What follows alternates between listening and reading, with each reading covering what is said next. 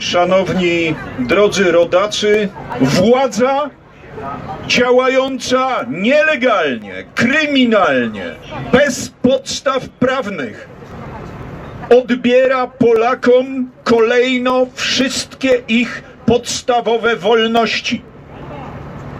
Tak jest, hańba, wołają niektórzy, bo to jest hańba, ale też i groza, że władzy idzie to tak lekko, łatwo, a nawet dla niektórych przyjemnie.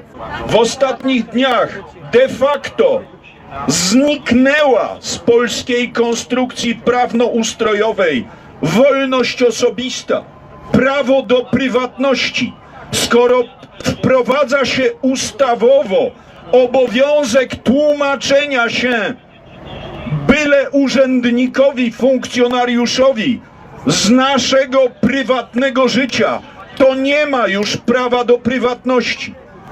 Wykreśla się wolność zgromadzeń, wyrzuca się do kosza wielosetletnią tradycję cywilizowanego prawa. Wczoraj na godzinę przed północą rozporządzeniem ministerialnym zostali skierowani do aresztu domowego 70-latkowie plus.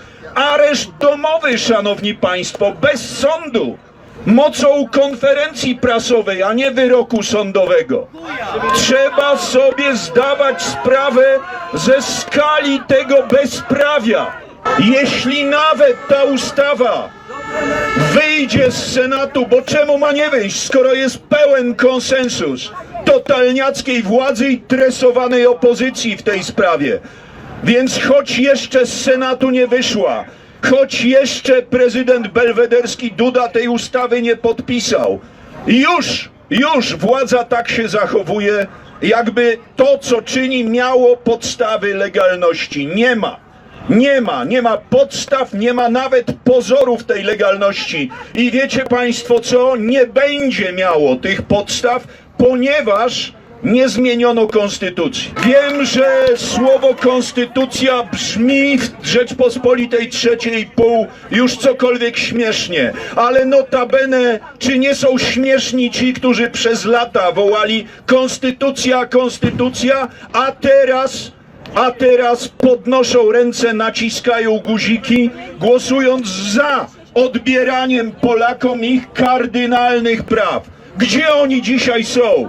Gdzie jest ich konstytucja? Ale nie wyżywajmy się na nich, bo więcej będzie radości z jednego nawróconego peowca czy pisiora niż z wielu sprawiedliwych. Więc cieszmy się, przygarnijmy, nie antagonizujmy. Tu zwracam się już bezpośrednio do obecnych, którzy wchodzą czasem nawet i w bliski kontakt, nawet i w relacje interpersonalne z obecnymi tutaj funkcjonariuszami policji. Niech to będą relacje interpersonalne owocne, przyjazne.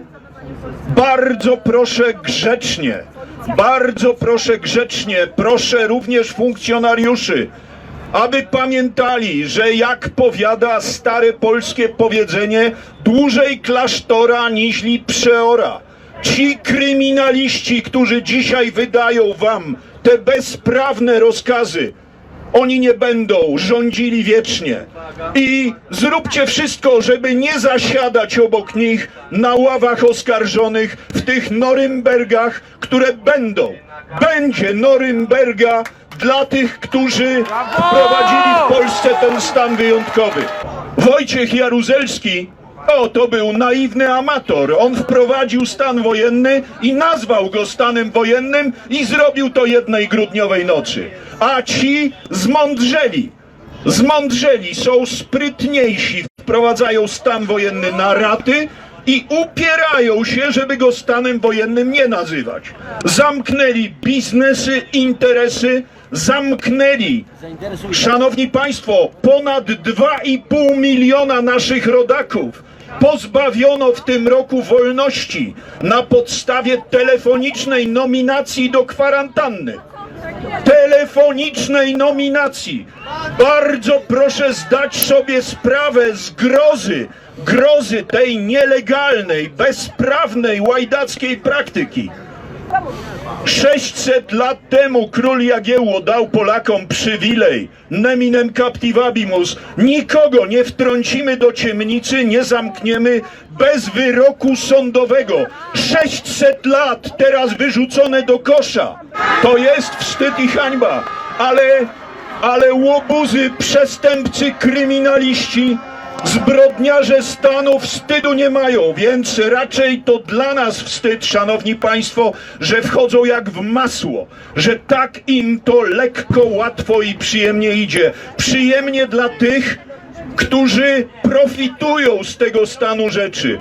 Władza podstępnie i perfidnie poszerza i konsoliduje grupy ludzi materialnie zainteresowanych przedłużaniem stanu wyjątkowego de facto bez stanu wyjątkowego de jure.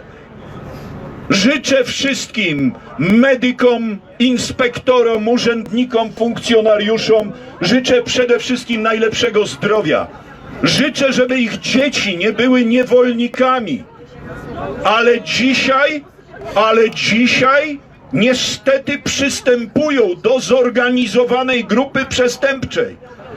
Medycy wiedzą to najlepiej. Medycy w pustych szpitalach, na pustych korytarzach szpitalnych. Medycy wiedzą, co się dzieje. Wiecie również wy, funkcjonariusze policji jawnej, tajnej. Wiecie wy, żołnierze, bo macie przecież informacje z pierwszej ręki, ale oto Wojsko Polskie jest kierowane do zakładania zrębów tego covido-łagru dla wszystkich Polaków. Przybywajcie ucieszyć się tą manifestacją wolności i poszanowania prawa. Nie jesteśmy anarchistami, jesteśmy legalistami. To my domagamy się, żeby prawo i sprawiedliwość, przepraszam za słowa, żeby miały swoje właściwe znaczenie. Potrzebny jest nam długi, równy, wyrównany oddech. To się nie skończy dziś, nie skończy się jutro. To nie będzie tak, że pod wrażeniem naszej manifestacji wyjdą tutaj ci łajdacy i powtarzam, przestępcy, zbrodniarze i przeproszą. Nie, to się nie stanie. To się nie stanie. Ale trzeba, żebyśmy rozumieli, że potrzebny jest długi marsz. On, dobra wiadomość, nie będzie tak długi jak w latach 80., ale zobaczcie, w latach 80., szanowni państwo, wielu Polaków miało tę werwę, miało tę wolę wystąpienia z głosem odrębnym. Ale kiedy przyszła krytyczna chwila, kiedy było już po stanie wojennym, to się pogubili. Stracili się z oczu. Więc my zachowajmy tę werwę, zachowajmy to ostre spojrzenie na rzeczywistość, na czas, kiedy przyjdzie nam sadzać przed sądy. To jest krótki oddech. Nie dajmy się antagonizować, nie dajmy napuszczać tych, którzy walczą o prawa fitnessu, na tych, którzy walczą o prawa Kościoła. Nie dajmy się na siebie. Wszyscy razem tracimy wolność. Nie dopuśćmy do tego. Z Panem Bogiem.